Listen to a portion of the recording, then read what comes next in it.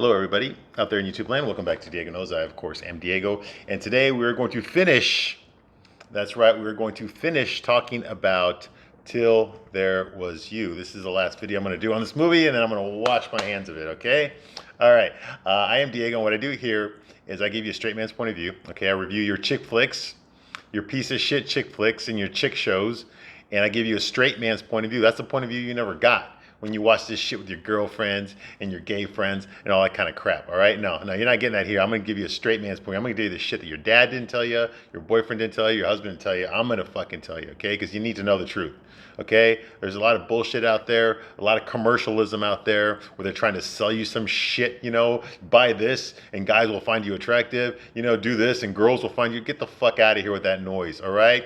And a big part of it is our culture is the movies that we watch, okay? The TV shows that we watch. They fucking tell us. They're not just there to sell us fucking. Do you really think that TV shows are just there to entertain us? Fuck no. They're there to influence us. They tell us what to wear. They tell us how to think, how to speak. Okay, what's cool in the world? They tell us those things. All right, TV shows, movies. They tell us what you're supposed to find important in life.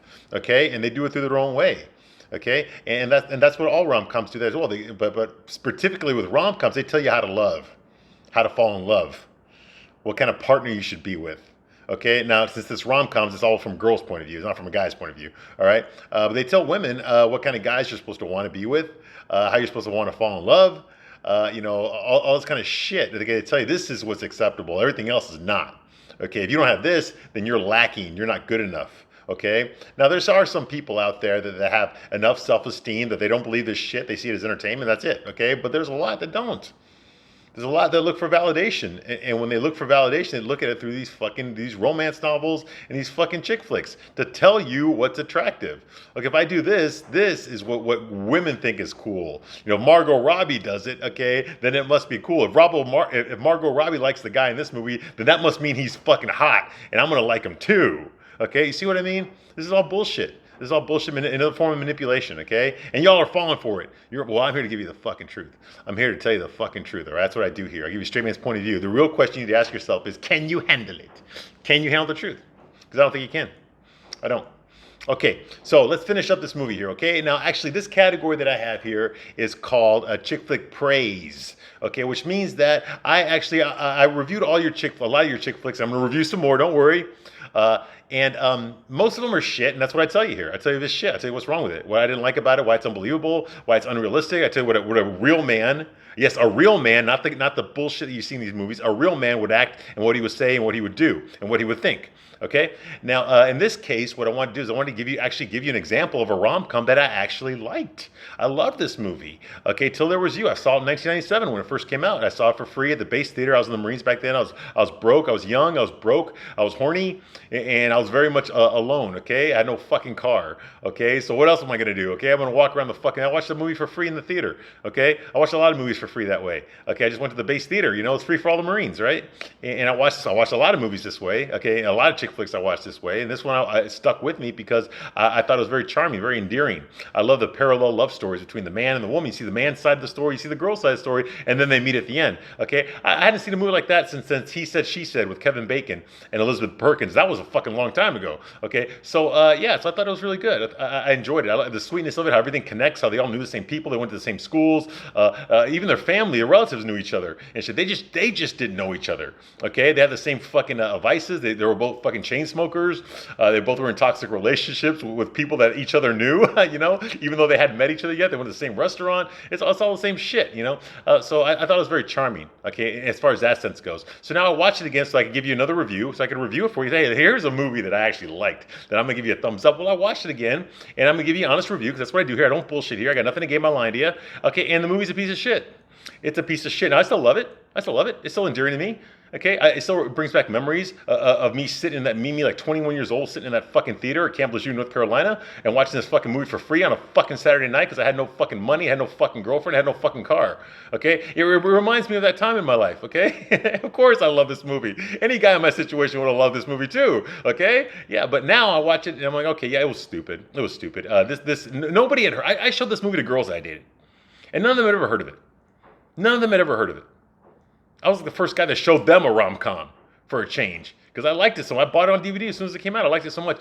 And now I understand why. Okay, this movie did not do well at the box office. I didn't know that till recently. But yeah, nobody went to go see it. It lost a lot of money. It didn't help any of his career. Yes, Sarah Jessica Parker's in it, but this is a year before Sex and the City. She wasn't on Sex and the City yet.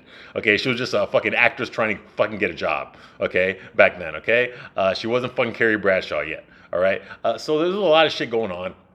And yeah, it's not very good. So I'm gonna be honest with you. I still love the movie, but yeah, there's a lot of things wrong with it. All right, there's a lot of things good with it too, as well. And I'm talking about that as well. Okay, but if you want to watch this to see if you should watch it or not, there's better rom-coms out there. But I still enjoy it because of what the structure was about. You know, the parallel structure between the man and the woman. You actually get to see the guy's side of the story too, which you don't really ever see in rom-coms. You always see it from the girl's point of view.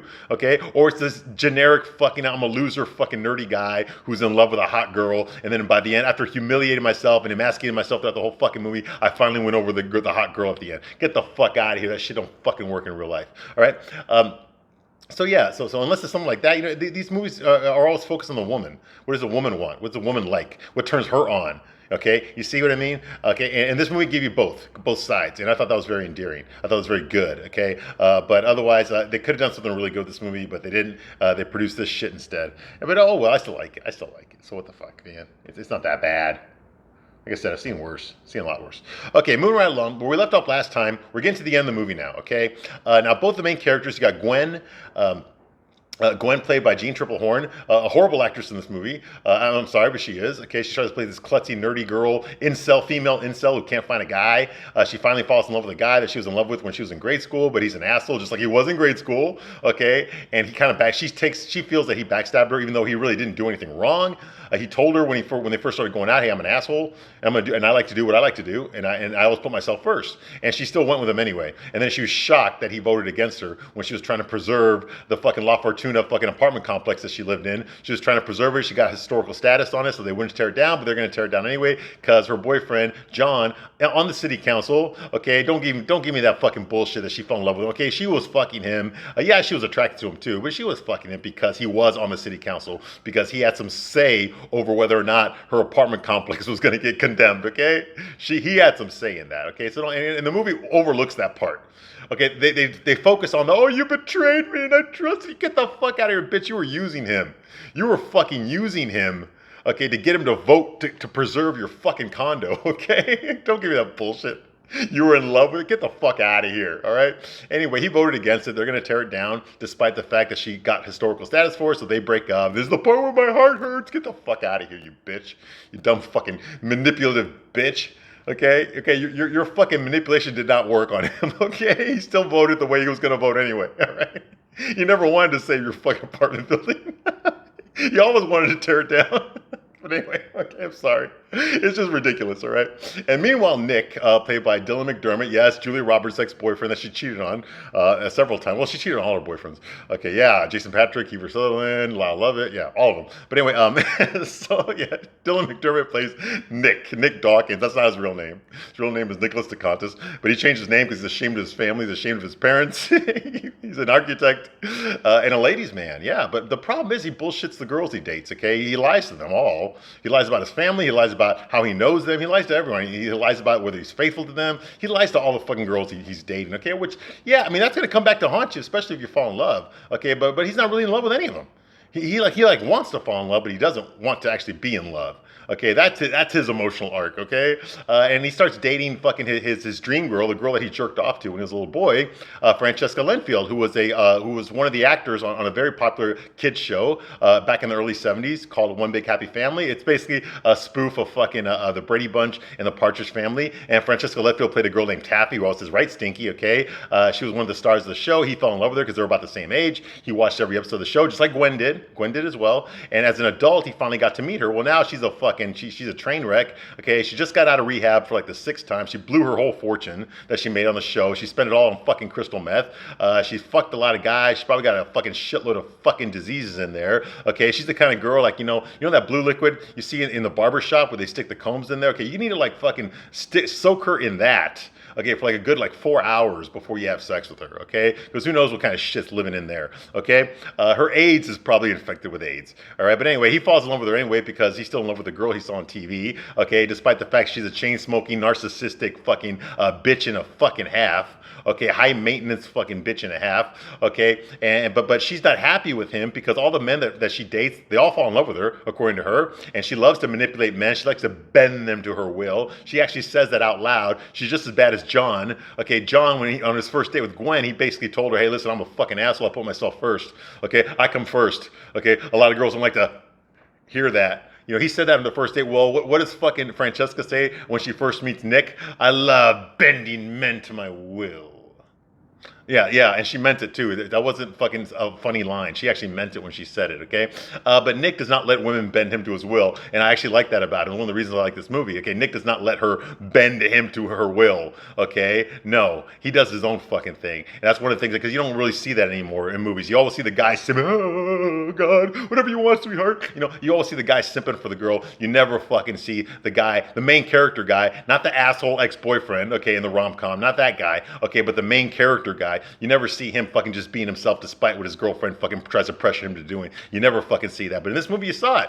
Okay? But of course, Francesca's a bad girl. She smokes a lot. She drinks a lot. She's a bitch and a half. Blah, blah, blah. Well, actually, I don't see her drink, so never mind. Never mind the drinking part. But, you know, she's fucked a lot of guys and stuff. She even fucked her agent, Bob, who's a super fucking beta male who actually cries in front of girls, okay, over her, you know.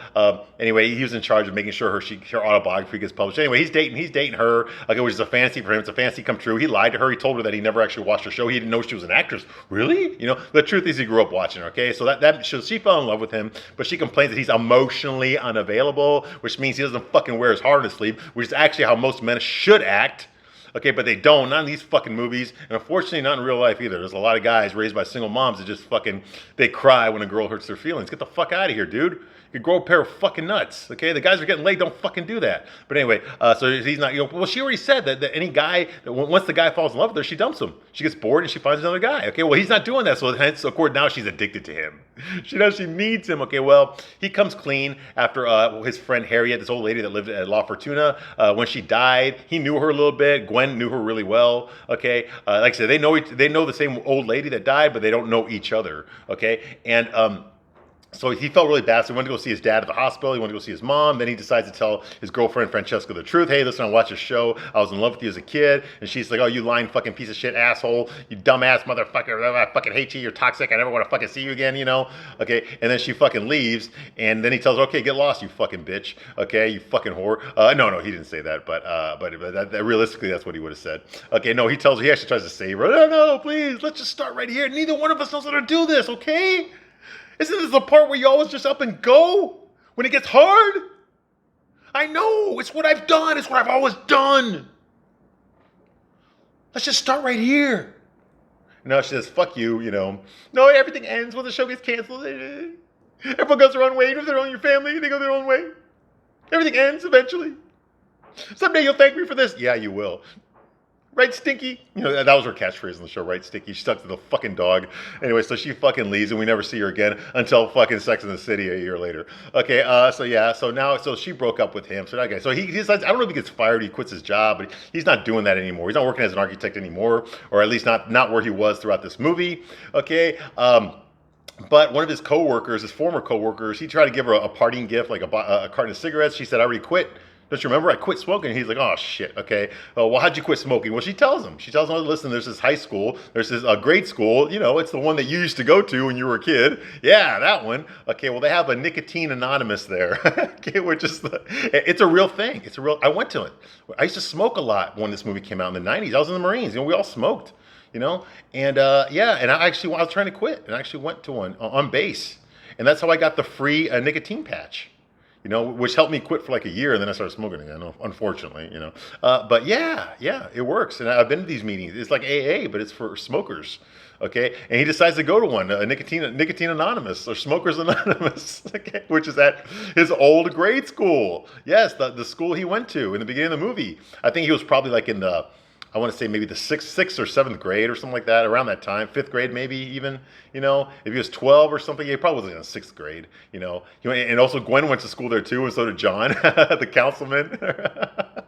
the asshole that voted against La Fortuna. Yeah, they all went to school there. Okay, so that's where the Nicotine Anonymous meeting is happening. Okay, meanwhile, Gwen, now that she broke up with John, they shut down La Fortuna. Harriet died. She took in her cat, so now Gwen has 3 cats, and we all know how women are with 3 cats. Okay, they end up dying alone, just like Yvette Vickers did. Again, the cats ate her, though, but we're not talking about that now. That's a true story, though, okay? By the way, La Fortuna is not, in real life, it's not called La Fortuna. It's called El Cabrillo. It was built in 1928 by Cecil B. DeMille. In Hollywood, it's right by Rudolph Valentino's old house and Charlie Chaplin's old house, okay? It's still there in Hollywood, okay? The show called, what the fuck was the name? There was a show or something. A lot of sitcoms use that address to fucking film. The main character lives there, that kind of shit. Chuck. There's a show called Chuck, okay, with Zachary Levi, the guy that's playing Shazam right now. Yeah, and I never watched that show myself, but apparently he lived in the same building, okay, as in this movie. Okay, it's called El Cabrillo in real life. Anyway, well, in the movie it gets shut down. They're gonna tear it down, so she goes there one last time. Okay, all the apartments are empty. Electricity's turned off. The cat is still there. The old Harriet's cat's still there. She adopts the cat, so now she's got 3 cats. So now she's pretty much accepted that she's gonna die old and alone. But she has a new job now. Now she's a writer for some fucking community newspaper or some shit. She writes articles about saving the community, and she's writing a book, which for the first time in her life, she actually signs her own name, because she was a ghostwriter. She never took credit for anything that she wrote. She always used someone else's name or gave someone else credit for it. Okay, she was hired to write Francesca Linfield's autobiography, but she got fired from that because she didn't write shit. Instead, she was writing articles about how to save fucking La Fortuna from being demolished, and she failed at that, but she's going to continue doing it. Okay, so she's writing a book about how to fucking be how to be a good neighbor or some shit like that. Yeah, but she actually wrote the book. We see her title it is dedicated to Harriet, the old lady that died. Okay, and she actually signs her name, Gwen Moss, in it for the first time in her life.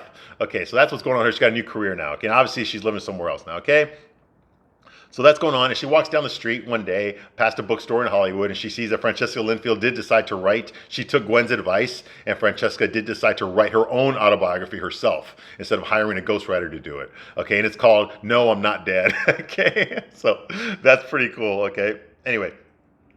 So that's going on here, okay. Nick decides to go to Smokers Anonymous, all right? So he goes to the old high school, the old grade school, or junior high, whatever, like I said. He goes there and he meets Angelina, I think it's Angelina, or Anjanelle, okay, the black girl architect that used to work with him now, okay, and she's like the speaker at the meeting, okay, and they go there, okay, and once he gets there, he sits down, he says hi to her, but then he's like, oh fuck, I'm not quite ready to quit smoking just yet, so he decides to go walk into the hallway. To go smoke at least one cigarette. Now, this is back in the 90s, in the late 90s, where you could actually smoke inside buildings back then. I remember I smoked inside many buildings back then. Okay, you can't do that anymore. Okay, but yeah, so this movie is definitely a product of its times. Okay, so he decides to go out in the hallway. Now, this is at night. Okay, the school's not open right now. He decides to go into the hallway next to all the lockers and shit. Okay, and reminisce about he used to go to school there when he was a kid. Okay, and he decides to smoke a cigarette, right? So he walks out into the hallway to go smoke, okay, and for one last smoke, okay? And while he's there, he runs into Gwen.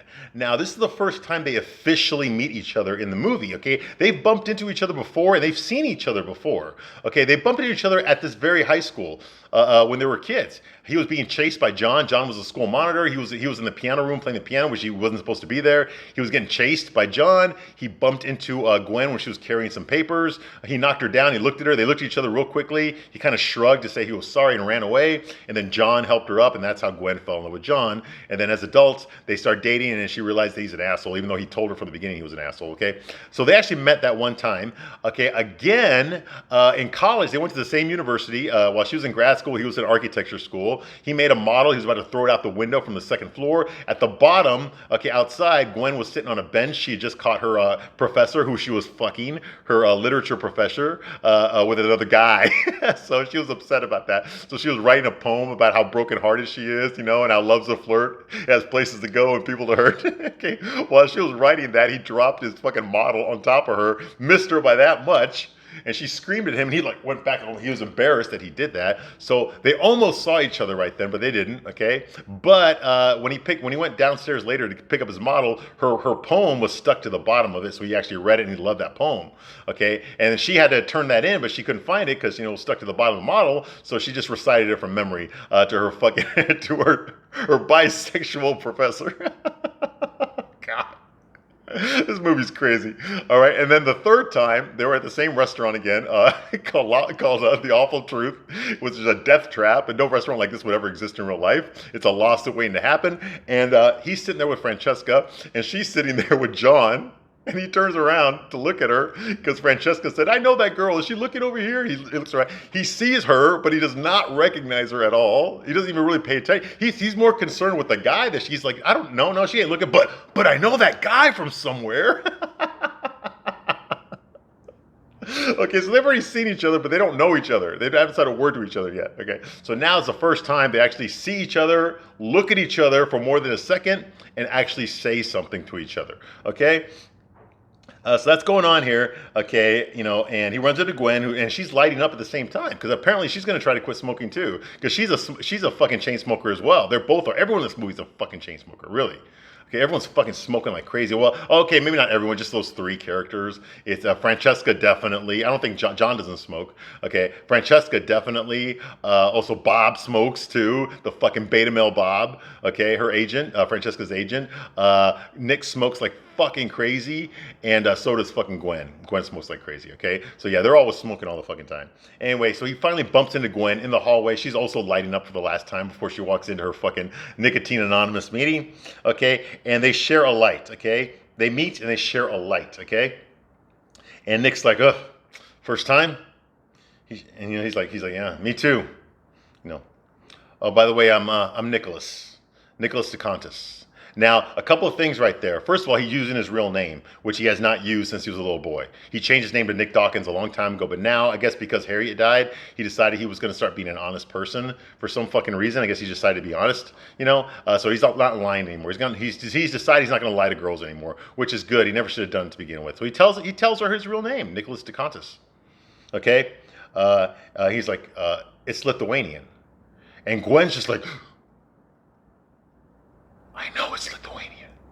Now, why did Gwen act that way? Because she has heard that last name before. Her mother, Dee Dee, used to tell her story. She has a piano in her house, okay, that's handed down from her grandmother to her mother to her. Now, she owns a piano. It's in her fucking living room now, okay? That piano was made by a guy named Faustus DeContis, yes, in Lithuania. He was in love with Gwen's grandma, Alina.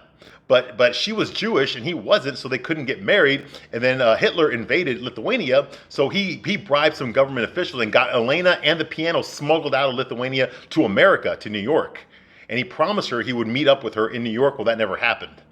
So Elena decided she would never play that piano again. She handed it down to her daughter Dee Dee, who handed it down to Gwen. Okay, so she is familiar with that name, DeContis.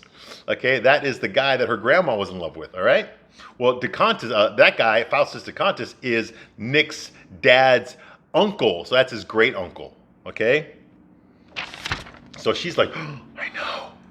Okay? Now it's all starting to make sense. Okay? Well, they both decide to enter the Nicotine Anonymous meeting together, but they both decide to sit across from each other. Okay? They don't sit next to each other in the meeting. Okay? He sits on one side and she sits on the other side. But they as they're walking towards their seats, they're kind of just looking at each other, and she's just like, which is like this is weird that you make so. Now I understand this feeling. Okay, most of us have been through this. Okay, well, the first time we ever meet someone that we're just super attracted to, and then we start talking to them, and even though we don't talk to them very long, they're just like fascinating as shit. Like, oh my god, we've got so much in common. Like, it's like you don't meet people like that very often. Okay, not when you're single, So when you do, you remember it. Okay, you remember those people. I remember the girls that I clicked with just like that. Okay, we had so much in common. I remember them to this day. Okay, so that's what they're going through here. Like, oh my god, how do you know that? Like, what are the chances that you would have that name and that kind of thing? Because her family's from Lithuania as well. Okay, so they're just looking at each other like, this is weird. That we have so much in common. Well, they got a lot more in common than that. All right, so that's going on here. Okay, they enter there.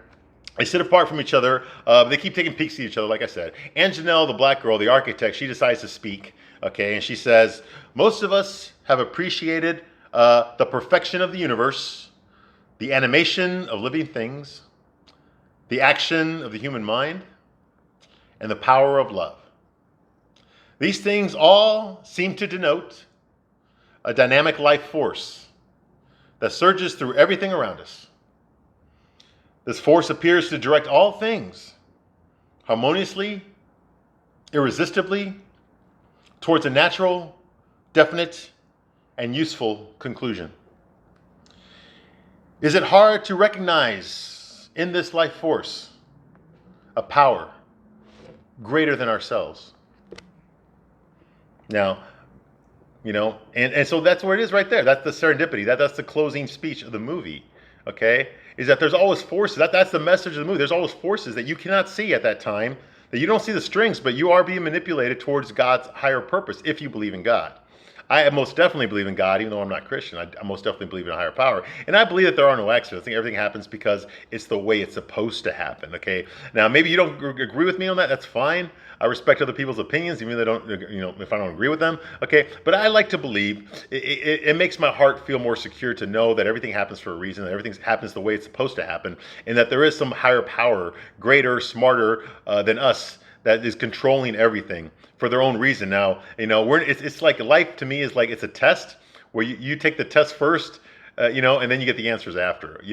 It's like that. Okay, you get the lessons after you got to take the test first, and the lessons come after that. Okay, but that's how you learn. That's how you learn. And I think everything happens for a purpose. It makes me sleep better at night. Okay, to know that everything's going exactly the way that God wants it to go. Okay, and that helps me sleep at night. That gives me optimism for the future. Okay, and that's kind of what the message is being said in the scene, is that everything happens for a reason. There are no coincidences. Okay, everything in your life leads you to those points. Wherever you are right now, your life led you to that point, and it's going to continue to lead you to other points. Okay, and everything's part of a grand design, and all of us are just a part of it. Okay, but our part is just as important as everyone else's. Okay, because without this going to that, you don't get this, which is important. You see what I mean?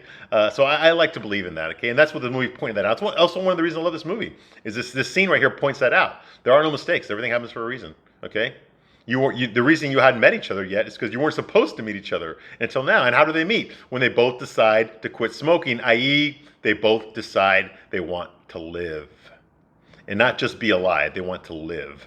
Okay, they've been smoking throughout this entire movie. Okay, everyone knows the health risks involved with smoking. I know I was a smoker myself, like I said. Okay, lung cancer, heart attack, that's just the short list. Okay, there's a lot more that smoking causes. Okay, but they've been smoking like crazy throughout this entire movie. And now, when they decide to do something about it, that they actually want a better quality of life, is when they finally meet. And I believe that to this day. I believe that when you decide to take actions in your life to make it more harmonious, when you decide to take actions in your life to make life better for yourself, no matter how hard it is, the universe starts moving towards you instead of you trying to chase after it. Okay, like once you make the decision, for things to go, to live a better, healthier life. Okay, the universe starts bending towards making you there. It's hard for me to explain. But like I used to drink a lot back when I was younger. Okay, but I was also very very spiritual. Okay, my higher power. I did meditation and stuff like that. But I found out the more I drank, the less connected I was with my higher power. Okay, once I stopped drinking, I got more connected with my higher power, and once that happened, my life started getting a hell of a lot better. Okay, and I agree with that. I think that maybe if you do something more healthy and more positive, okay, you'll get it back. The universe will start going that way with you, instead of against you. Okay, it's weird how that works, but I think that's the moral of this man. It's one of the reasons I love this movie. Okay, so they finally meet each other. They have a long conversation. We don't hear what they're saying, but we can obviously imagine what they're saying. They know the same people. They worked at the same places. They went to the same schools. Okay, even their family members knew each other. Okay, her grandma was in love with his great uncle. Okay, they went to that very school as they first met each other, at the same fucking school they're at right now. Okay, he was the one that was in charge of tearing down La Fortuna. She lived in La Fortuna. She was the one trying to save it. She was the one who wrote those anonymous letters in the LA Times to preserve it, the ones that he read all the time. His favorite poem was the one that she wrote when she caught her professor boyfriend cheating on her. Okay, that was his favorite poem he'd ever read in his life. Just shit like that. Francesca's his ex-girlfriend. She was hired to write Francesca's autobiography. John was his bully at school. That was her ex-boyfriend. So, everything relates to each other. Okay, they both knew Harriet, the old lady that died. So yeah, it all relates to each other. Okay, which I thought was really cool. Okay, and obviously that's what they're talking about now. Okay, all the similarities they have. They're both smokers. She always go to the Awful Truth restaurant. He designed that restaurant. That was his. He made that restaurant. So all this kind of shit just goes back and forth. You hear this fucking jazz music. And of course, they have a lot in common. The whole point of this movie was you have a lot in common. Okay, and then later on, we fast forward to a scene where Gwen's got a daughter now. I guess they got married and they have a kid now. Now, in the beginning of the movie, it was Gwen was a little girl, and her mom Dee Dee was telling her the story about how her parents met each other. They met each other at a fucking JFK fucking rape party. Yeah, one of those. You know, the Chappaquiddick River. Yeah, Mary Jane Kopechne, ring a bell. Yeah, one of those parties is where she met. It was true love apparently because he brought her flowers. No, it wasn't. He brought those flowers for another girl named Josie. She stood him up, but Dee Dee showed up, so he said, "Okay, I'll fuck her instead." And she got pregnant, so they ended up getting married. He was not happy with her. He was never in love with her, but they had a daughter, so they got married. Oh well, okay. But that's not the story she told her daughter. She told a story about how it was true love. So Gwen grew up thinking that would happen to her, and it never fucking did until now. Okay. Well, now Gwen's the one telling her daughter the story of how her daughter's mom and dad met each other, okay? Which is the story we just watched, okay? You hear the jazz music, okay? Tells her the bedtime story. Gwen tells her daughter that this is the story of how your mommy and daddy met, okay? And then you see Nick there standing in the doorway, and Gwen tucks in her daughter. Okay, and Nick and Gwen leave. They leave the door open for some fucking reason. I don't leave the door open when I put my son to bed. But anyway, yeah, so they go out and they start dancing with each other, I guess to the jazz music they were listening to right now. And the daughter, the little girl, gets up anyway out of bed and goes and looks at her parents dancing with each other. Obviously, they're in love.